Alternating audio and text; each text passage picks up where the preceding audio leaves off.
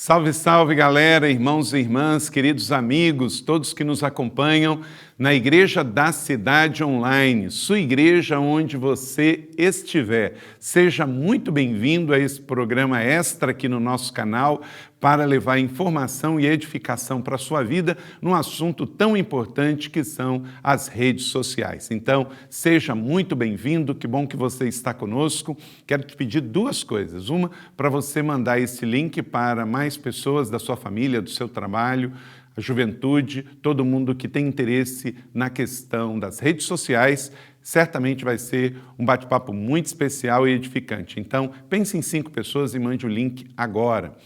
A segunda coisa, fique conosco até o final do programa, para que você possa pegar, então, absorver tudo do que vamos conversar aqui. Vamos falar hoje sobre o dilema das redes.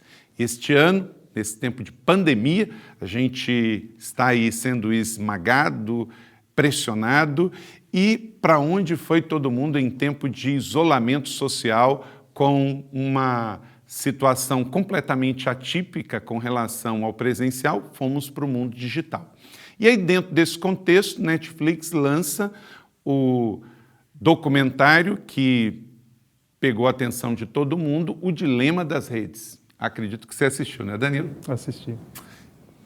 Opa, assisti. Então, nós vamos ver a opinião de 2 especialistas aqui que estão trabalhando diretamente neste assunto, estão estudando bastante sobre isso. Então, você assistiu o Dilema das Redes? Se não, é bom assistir. Recomendo que assista para que você também possa ampliar esse debate aqui. Você que já assistiu, depois dessa conversa, assista de novo. Você que não assistiu já vai levar aí para o documentário nossas impressões. Prometemos aqui segurar também para que a gente não possa fazer grandes spoilers, né? Mas certamente que queremos ajudar você, porque a situação ela diz respeito a todos nós. Por exemplo, a questão das mídias sociais, das redes sociais, elas são realmente feitas intencionalmente. Tem um bad guy lá para nos viciar, isso é um ponto. Então eu vou pedir aqui, quero já agradecer de antemão Danilo Tavares por estar aqui, bem-vindo. Eu que agradeço, muito obrigado pelo convite. Joia, obrigado você pelo seu tempo. Também, Ian Lima, tudo bem, Ian? Tudo ótimo e é uma honra estar aqui, viu? Obrigado. Obrigado. Ian Lima é o nosso pastor de comunicações. Eu vou pedir, em primeiro lugar, que eles se apresentem, falem um pouquinho do que eles estão estudando, pesquisando, conversando sobre esse assunto tão importante. E depois, então, eles também vão falar o que eles estão envolvidos na igreja nesse sentido. Mas antes, uma apresentação pessoal, vou começar aqui com o Danilo Tavares. Danilo Tavares, eu trabalho desde os 15 anos com internet. Eu sou diretor de arte numa agência de tecnologia em São Paulo. Trabalhei durante muitos anos como head de digital, então cuidava de toda a área digital de uma agência também em São Paulo. Hoje trabalho também como consultor nessa área de mídias e redes sociais. E aqui na igreja eu faço parte do time de comunicação. Então a gente pensa nas campanhas, ideias em geral, mas também trazendo dados e informações que nos ajudam a entender um pouco mais quem está acessando as nossas redes e o que eles gostam ou não gostam e tudo mais. Ok. Então tem o dilema das redes também dentro do contexto de igreja, né? Olha muito, só, hein? Tem muito. Então vamos pensar sobre isso. Boa. Passa aí. Bom, Ian Lima, sou um dos pastores da Igreja da Cidade, já aí faço parte do time há 15 anos e desde o ano passado coordenando a área de comunicação da igreja, com o suporte do Danilo e de um time de comunicação fantástico, aí, tanto de colaboradores quanto de voluntários que têm agregado muito. Estou estudando, concluindo aí um MBA em comunicação na ESPM em São Paulo. São 130 alunos fazendo esse curso e tem sido muito rico também esse convívio com pessoas da área de comunicação, mas de ambientes tão distintos, né? Tem pessoal do Uber, tem pessoal do 99, do iFood, da Unilever e de tantas outras empresas. Então tem sido muito interessante ver essa diversidade da comunicação em áreas tão diferentes, né? Legal. E agora, então, eu queria que vocês fossem diretamente sobre o documentário que vocês assistiram também e dessem para a todos que nos assistem a opinião bem pessoal, se acharam positivo, negativo e destacar alguma coisa em particular. E em cima disso, depois vou fazer as perguntas para o nosso bate-papo. Okay. Vou começar com o Danilo aqui. Vamos lá. Para mim, foi interessante ver toda aquela informação que eu já trabalhava, de repente, num documentário, né? Então, a forma que eles apresentam isso, contando uma história em paralelo com profissionais que trabalharam ali junto, foi bem interessante, porque o documentário acaba trazendo a gente para uma realidade fora da nossa, né? Porque a gente já convive com as redes sociais há muito tempo, isso já faz parte da nossa vida. E o documentário ele mostra ali uma família onde tem pequenos problemas que se tornam grandes problemas depois com o uso das redes sociais. E a gente vê também profissionais falando que, na verdade, o primeiro foco não era aquele, não era trazer problema para a vida das pessoas, mas que o algoritmo ele tentava fazer com que as pessoas recebessem aquilo que elas gostam. E aí isso me ligou uma chave de o algoritmo está tentando fazer exatamente aquilo que a gente não pode, que a gente não deve, que é viver simplesmente fazendo o que a gente gosta. Então, o documento, só o que a gente gosta e o que a gente quer, né? Ele expõe um problema na nossa sociedade que é o focar em eu mesmo, o que eu gosto, o que eu desejo. Então, a principal ferramenta que nos fornece informação hoje, né? Porque muita gente se informa através das redes sociais, ela só dá aquilo que a gente gosta. Uhum. E a gente acabou ficando viciado nisso. Nós vivemos numa sociedade, não só o Brasil, mas o mundo, que é viciado em redes sociais e que se informa somente com aquilo que gosta. Então, expôs um problema que eu acho que a maioria das pessoas não estava pensando sobre isso. Fez um monte de gente repensar, e principalmente eu, que trabalho na área, repensar o uso dela e como fazia campanha para as pessoas, né? Então, eu acho que é um assunto que a gente ainda vai falar bastante, porque é só o começo da informação exposta e é só o começo de uma exposição de uma sociedade que está sendo corrompida, de certa forma.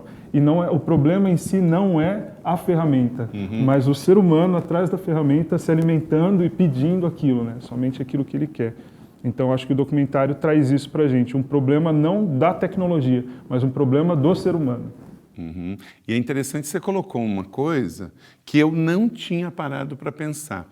No passado, quando a população, nem todo mundo tinha esse acesso democrático ao ensino acadêmico, o que aconteceu com as gerações que vieram antes dos anos 70? Muita gente se tornou autodidata. Ele estudou naquilo que ele tinha maior afinidade. Isto gerou muitos problemas, porque às vezes a pessoa ela era boa, mas ela se tornou bitolada.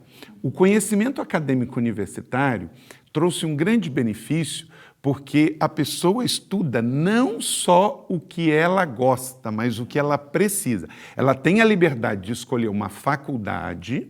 Claro, se a pessoa tem uma tendência mais para número, ela vai escolher exata. Se ela gosta mais de história ou de humanas, claro, então tem essa coisa macro da preferência, aí ela vai dentro da sua habilidade, da sua maior aptidão chamada, mas independente, todos nós, você fez a sua graduação em quê? Em teologia. E, na verdade, eu larguei a outra faculdade. Mas estudou coisa lá? E aí eu fiz vários cursos, eu parei a faculdade em si, e aí eu fiz vários cursos especializados em cada área. Então, mídia, storytelling, ferramentas de mídia. Ok, mas só no exemplo, por exemplo, você fez sua graduação em teologia. Você estudou coisas que gostava e que não gostava. Exatamente. Eu também. Você também. Sim. E isso é super importante. Quantas vezes a gente está numa faculdade fazendo um curso e que a gente fala, pô, nunca vou usar isso. Mas faz parte do confrontar paradigmas, abrir a mente, ver o todo, ter uma cosmovisão, entender o outro, entender processos. Boa. Só que você tocou num ponto. A questão das redes sociais está voltando a esse problema. Isso. Nós vamos ter uma geração que no passado era o ensino mais de leitura ou estudos específicos, que a pessoa categorizava e estudava só o que queria.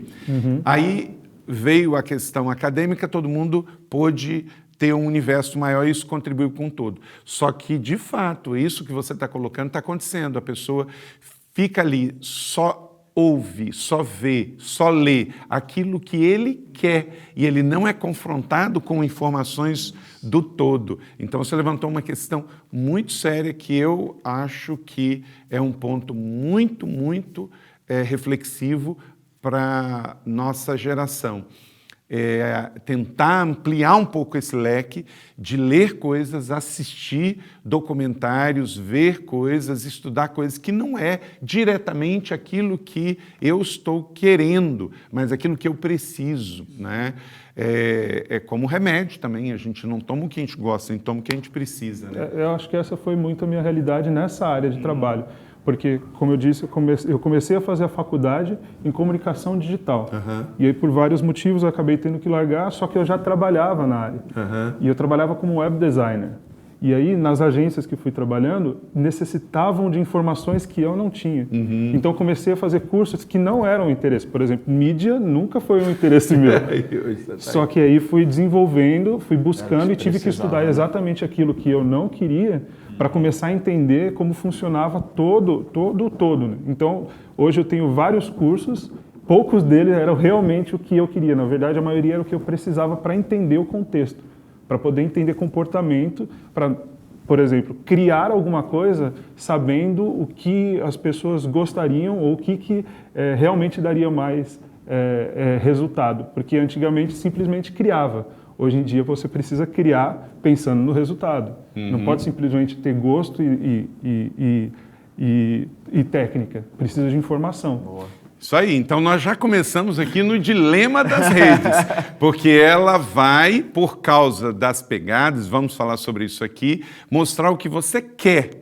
Mostrar o que você tem preferência e não, de fato, te educar, te confrontar e te instruir na visão do todo. Então, esse, de fato, é o dilema das redes sociais que, de fato, estão aí e precisam ser analisadas para a gente. Sobre o documentário, Ian, qual o seu ponto de vista? No primeiro momento, né, no início já do documentário, um documentário aí com quase 1h30 de duração, é um pouco aterrorizador, né? Você começa a assistir, você vai tendo acesso a algumas informações de bastidores, algumas coisas já são faladas há algum tempo, mas quando isso tudo é colocado junto, né? E você vê aquilo naquele curto espaço de tempo, por pessoas que ajudaram a desenvolver todo o sistema, né? Porque você tem ali desenvolvedores das grandes empresas de tecnologia, pessoas que coordenavam a área de ética, médicos, psicólogos que estão avaliando o comportamento, o impacto dessas redes.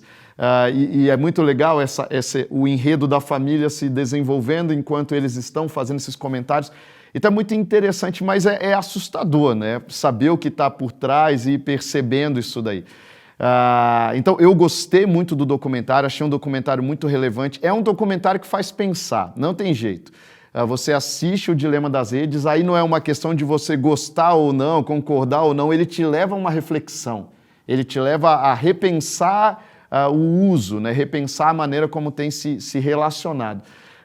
Então eu acho que vale muito a pena e é um baita documentário. Ele é um documentário, vocês dois colocaram aqui, que ele é denso. E ele é denso porque são pessoas que construíram esse universo que ali estão. Pessoal do Facebook, do Google, da Microsoft, de todas as mega empresas do Vale do Silício, e eles estão lá, todos os que passaram por essas grandes companhias de redes sociais. É interessante que eles falam, né? Como que as empresas que mais valem no mercado, elas empregam tão poucas pessoas. Quer dizer, eles influenciam muito, mas geram muito pouco distribuição de renda. Num tempo em que, inclusive, muitos destes proprietários são ativistas para combater a pobreza, mas eles são grandes acumuladores de riqueza, porque uma grande fábrica, uma grande empresa de entretenimento, por exemplo, para produzir um filme, você faz uma distribuição de renda fantástica, não é? Porque tem o cara do roteiro, tem o cara da sonoplastia, tem o cara dos efeitos visuais, tem o ator, tem o coadjuvante, tem o figurante. Então você distribui, quando você fala assim, um filme arrecadou X, realmente. mas há uma distribuição muito grande. Isso já não acontece nos grandes proprietários, nas grandes corporações, há um acúmulo de riqueza muito grande. E, como é denunciado no próprio documentário, quando você usa um produto e não paga pelo produto, você é o produto. Né? Então, esse é um grande dilema. Então, vamos lá. Então, o dilema das redes sociais, e será que elas foram feitas para viciar você? Uma grande questão, e eu quero talvez focar com vocês nisso, é que, como o Ian falou, o documentário foi apresentado, ganhou grande repercussão no mundo, tanto que o Facebook se manifestou tentando esclarecer algumas coisas, dar o seu lado, o seu ponto de vista, então, quer dizer, mexeu nessas grandes conglomerados de tecnologia e mídia, mas causa reflexão, é verdadeiro em suas afirmações, mas ele peca em não fornecer, e agora, José? Ok, essa é a realidade, mas eu estou dentro desse contexto. Nós vamos cancelar as redes sociais? Mas a igreja usa rede social. Vocês três que estão aí têm redes sociais. Então vamos, como a gente comer esse peixe sem engasgar com a espinha, pegar o melhor, que é a carne, e jogar a espinha fora. Mas e agora? Né? Vamos tentar fazer isso. Tem um comentário aqui interessante que diz assim, ó, tem aí na sua tela também. Sair das redes sociais é uma solução simplista e elitista.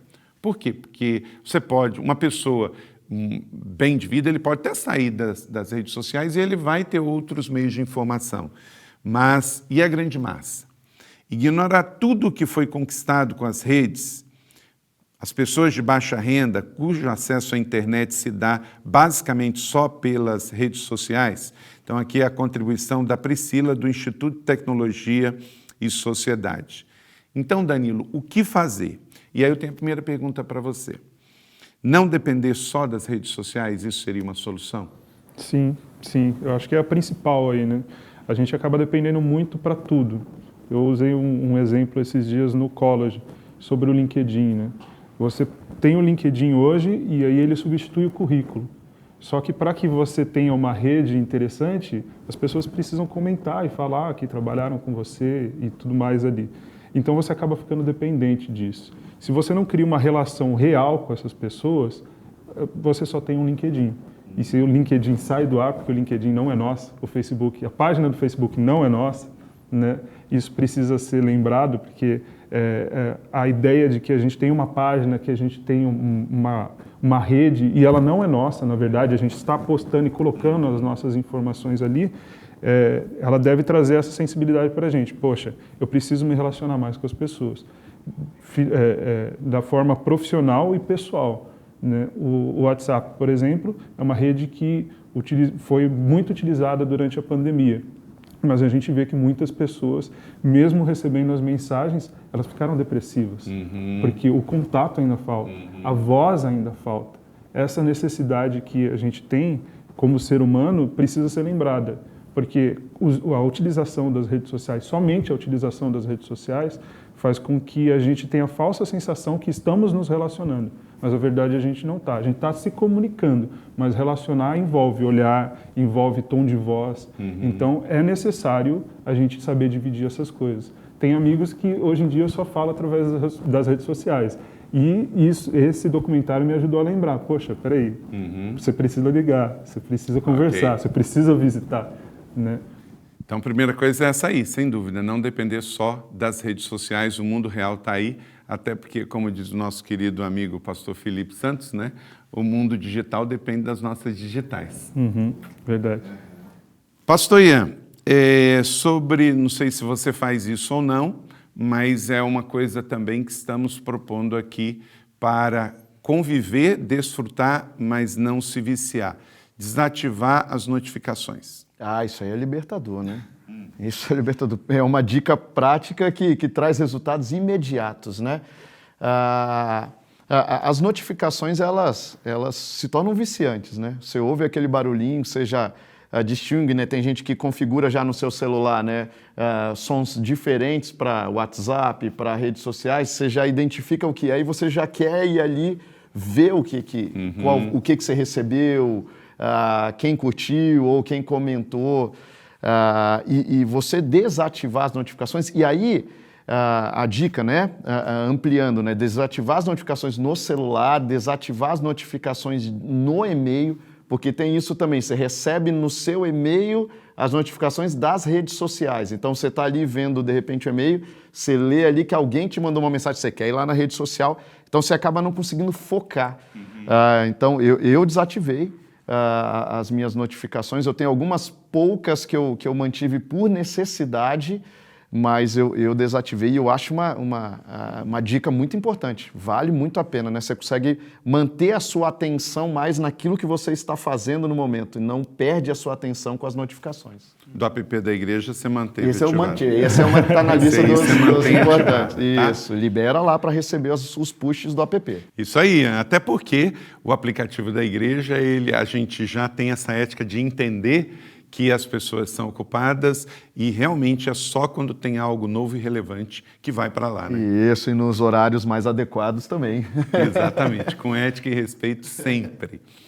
Vamos a uma outra colocação muito importante. Terceira pergunta aqui, sobre isso está muito forte hoje, que é a lei de proteção de dados.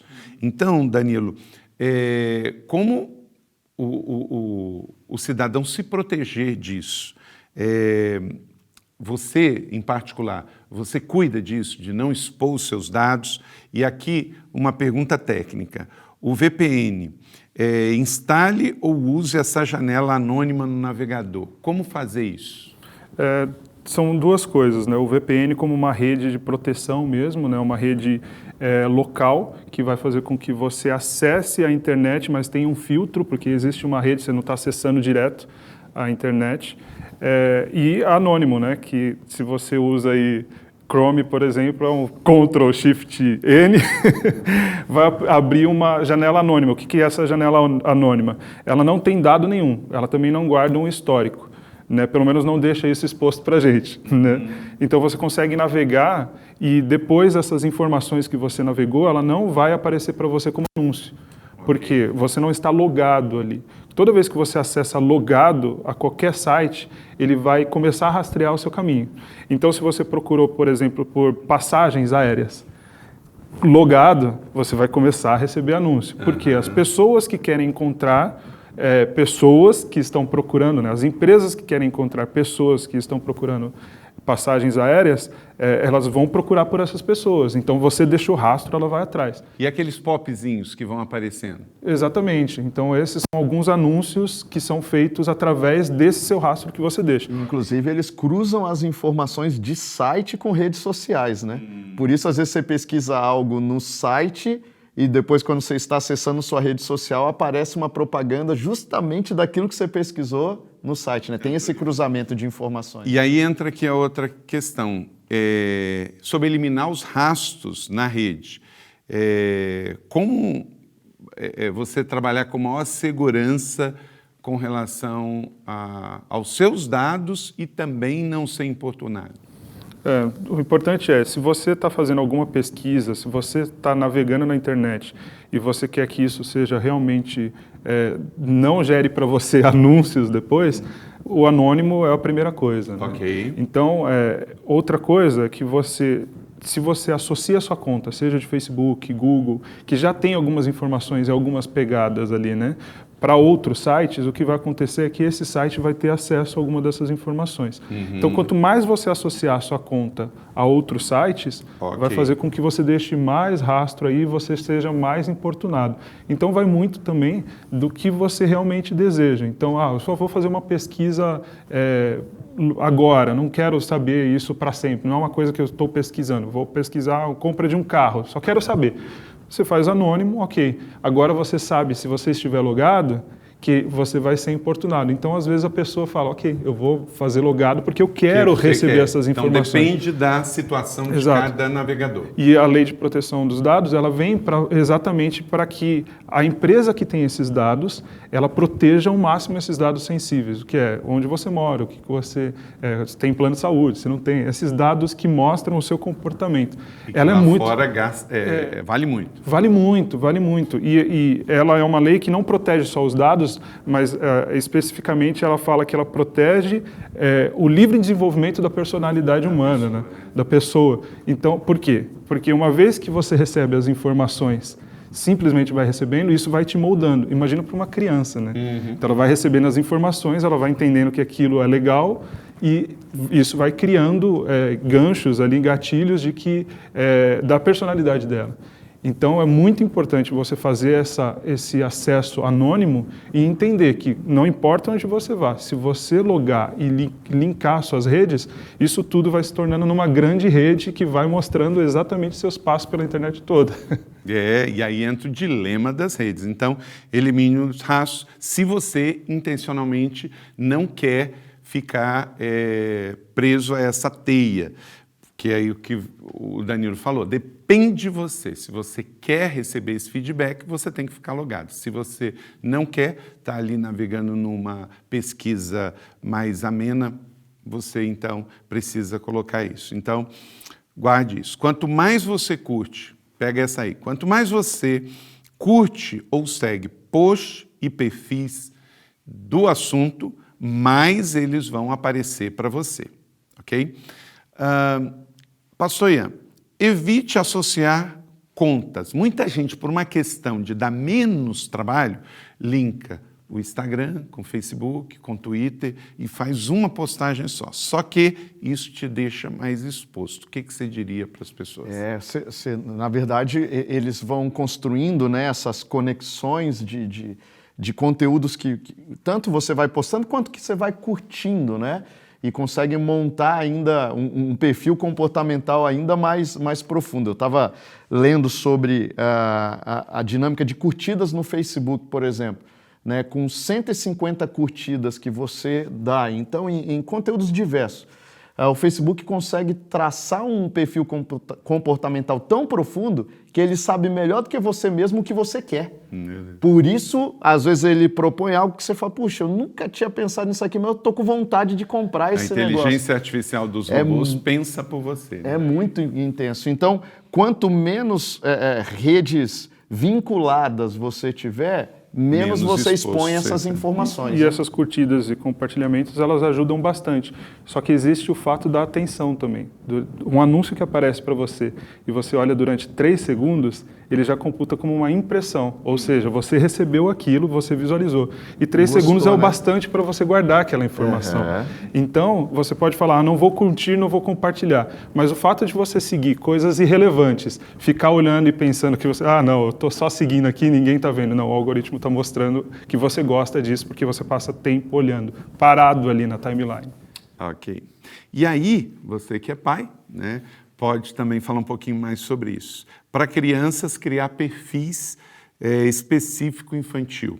Como que você trabalha essa questão? O tratamento de dados de menores de idade tem regras diferentes e costuma ser mais protegido do que você deixar a criança num perfil de adulto. Teve um comportamento que a gente em casa mudou a partir dessa rede, desse documentário, que era, a gente tinha já os perfis para os nossos filhos, né? Então, a gente assiste YouTube, eles assistem YouTube Kids. E você consegue ter esse controle, né, por idade. Então, alguns vídeos que apareceriam para eles se eles estivessem no YouTube, não aparece porque você controla ali a idade que ele tem. Só que o algoritmo ainda está lá, ainda mostra o que eles gostam. Então, isso é muito ruim para uma criança. Então, em casa, nós cortamos o YouTube Kids também. Por quê? Porque não era só o fato de acessar uma coisa que era até a idade dele, mas porque o algoritmo mostra para eles relacionado que eles gostam, e não é assim a vida, né? Então eles começaram a falar, não, cadê? E aí tem um monte de informação, o mundo todo que eles precisavam estar acessando, e eles não conseguem acessar e pensam que estão acessando. Então por isso é importante esse controle parental e também ter essa visão. Realmente aquilo que ele está vendo, que ele gosta é bom para ele? E aí, particularmente, a gente em casa cortou isso. Quer dizer, você não vai deixar para a criança o que é dos pais cuidarem, né? Nem no mundo digital, nem no mundo presencial, né? E pensando em dilema, né, nessa questão da pandemia, todos nós pais tivemos que criar e-mails para os filhos por causa da aula online, né? Então, como fazer isso? Porque isso também dá um acesso, né? Eles podem criar contas dali sai da aula e vai para outra. Só que é interessante que né? Quando você cria isso adequado para a idade, eles tentam se cadastrar, seja num jogo online ou alguma coisa assim, o próprio sistema não permite, porque a idade ali não permite que ele seja cadastrado. Então isso é muito interessante. E o controle parental também. Hoje você tem vários sistemas, tanto para computador quanto para celular, de controle parental, onde você vê e acompanha tudo que seus filhos estão vendo. O vínculo das contas precisa ser levado em consideração também nisso, no celular. Porque quando você tira fotos dos seus filhos e o sistema vai identificando isso, daqui a pouco ele começa a sugerir essa foto do seu filho. Então ele começou a identificar desde bebezinho, desde a foto que ele nasceu até os 3, 4, 5 anos, então ele já começa a identificar. Então, se essa foto estiver em qualquer lugar na internet, ele consegue identificar onde está seu filho. Então, interessante. E aí é uma máxima. Da mesma maneira que você não vai deixar o seu filho largado numa praça, você não pode deixar o seu filho largado dentro de casa com uma internet na mão, porque ele não vai sair de casa, mas vai entrar um mundo dentro da tela e depois dentro da mente dele que não vai ser legal para o desenvolvimento emocional e psicomotor dele. E, Ian, fala sobre os algoritmos, né? Ninguém sabe direito como funciona, mas seu objetivo já é conhecido, fazer-nos passar mais tempo na rede. Como que você administra o tempo dos seus 3 filhos na rede? E aí, isso eu vou falar sobre criança. E como você administra o seu tempo na rede? Então, uma pergunta mais para a criança e outra mais para o adulto. Uma mais para o pai e outra mais para o autocontrole. Isso. A gente tem algumas questões relacionadas à tela, né?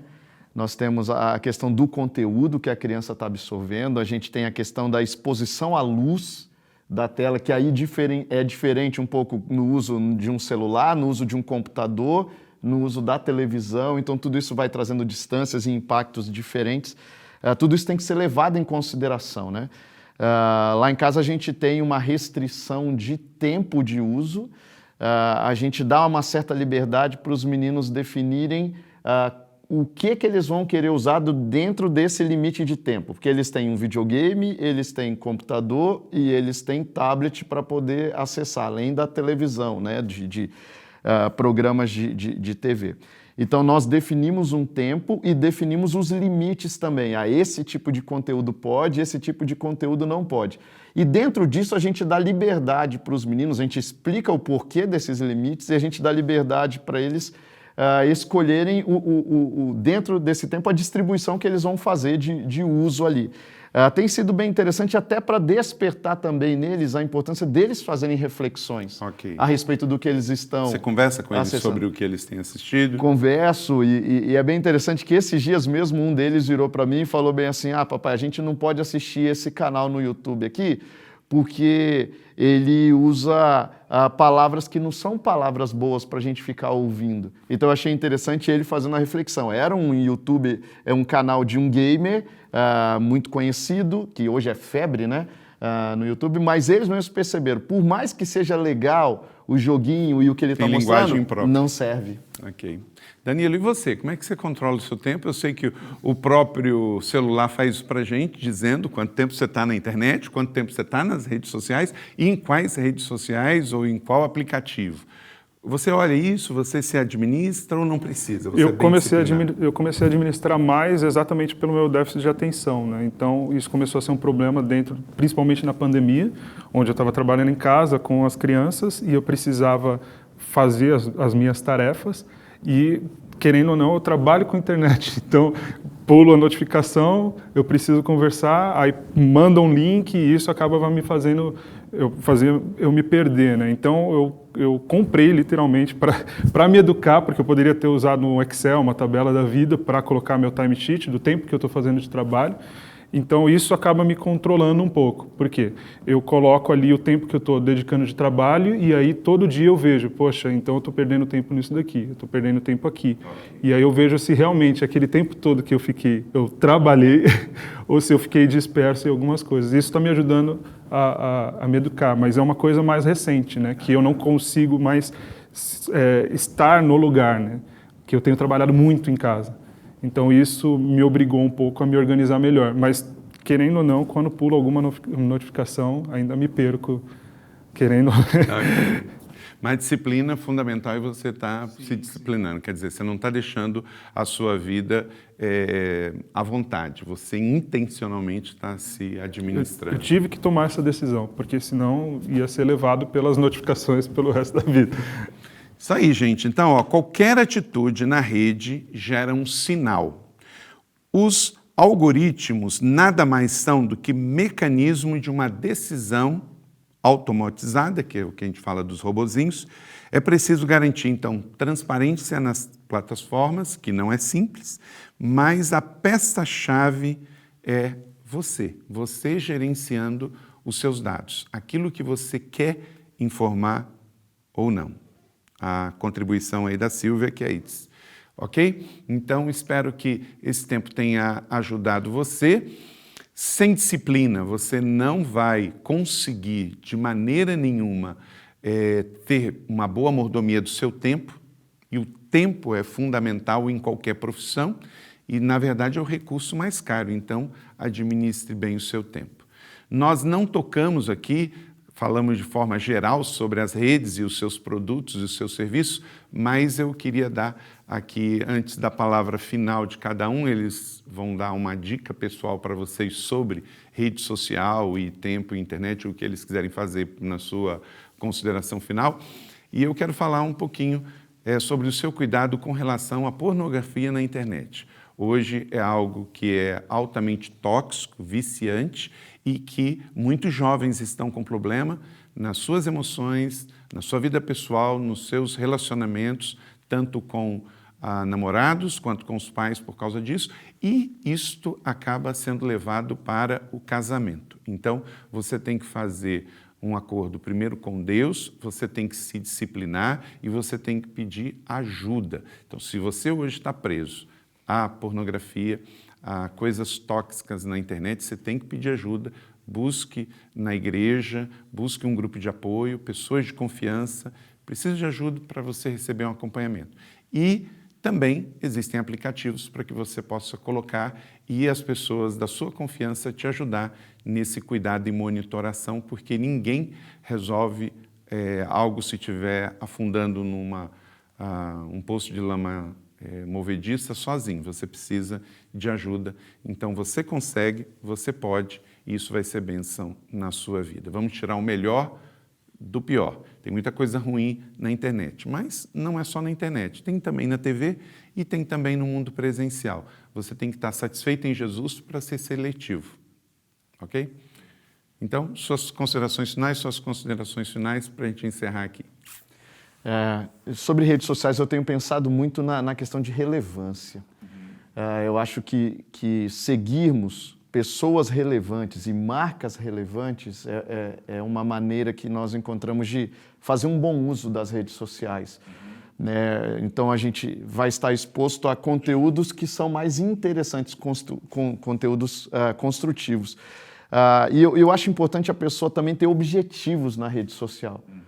Assim como nós temos vamos chamar de vida real, né, que hoje em dia, na verdade, tudo é construído junto, mas você ter objetivos concretos. O que eu quero nesse convívio na rede social, seja no Instagram, no Facebook, no Pinterest, onde for, o que eu quero daqui, quais são os meus objetivos? E aí você entra com aquele objetivo em mente. Isso te ajuda a não ficar ali disperso, porque um dos problemas é a ociosidade, seja ela no mundo offline ou no mundo online. Toda vez que a gente vai para algo por causa da ociosidade, a gente está exposto a situações bem complicadas. Então, quando a gente tem objetivos mais claros, a gente faz uso melhor das coisas. Então, para encerrar aqui, eu deixo essa sugestão de ter objetivos e seguir pessoas e marcas relevantes. Ok, então aproveita aí agora, dá uma revisão em quem você está seguindo no Facebook, Twitter, Instagram, Pinterest, para que você não siga coisas desnecessárias. Eu sempre brinco assim, pode me seguir que eu estou seguindo Jesus, então não coloco ninguém em roubada. Danilo, suas palavras finais. Eu acredito que a gente pode utilizar a internet com muito mais sabedoria. A gente tem ferramentas muito boas aí, a pesquisa delas é a melhor delas, a maior e melhor delas. Então, não leia nada de forma superficial, se aprofunde mais quando for ler uma informação, uma notícia, não fique só na timeline, procure ler jornais, diferentes jornais, você tem acesso a isso, são diferentes opiniões, e aí a gente tem algo que é maravilhoso, a gente tem o Espírito Santo, a gente tem a palavra, e a gente pode sempre trazer tudo isso que a gente consome, que a gente se informa, para a luz da palavra. E aí sim a gente vê a verdade, porque na internet vão ter muitas opiniões, inclusive a sua, e você pode, sem notar, ser conduzido a fazer algo que você não faria se não fosse pequenos detalhes. Né? Não é o grande, são os pequenos detalhes, o pequeno consumo todo dia. Então, que a gente traga isso sempre para a luz da palavra, porque seja no digital, seja no real, a verdade é a mesma. Então, amém. Seletividade de tanque cheio, né? Muito bem. Então, gente, esperamos que tenha sido útil um serviço aqui do nosso canal Igreja da Cidade Online, assessorado aqui pelo Danilo, pelo Ian, do Ministério de Comunicações da Igreja. Eles estão orando e pensando sempre no melhor para o nosso canal e as nossas redes sociais, levando a comunicação de Jesus, das boas novas do Evangelho, do serviço ministerial da nossa Igreja da Cidade para você.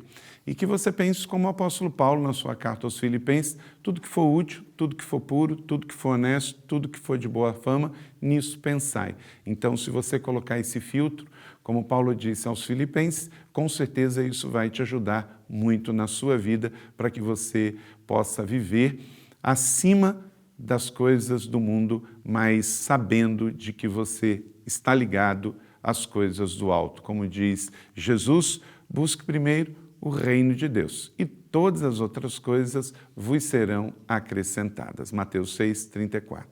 Um abraço, Deus te abençoe e até a próxima.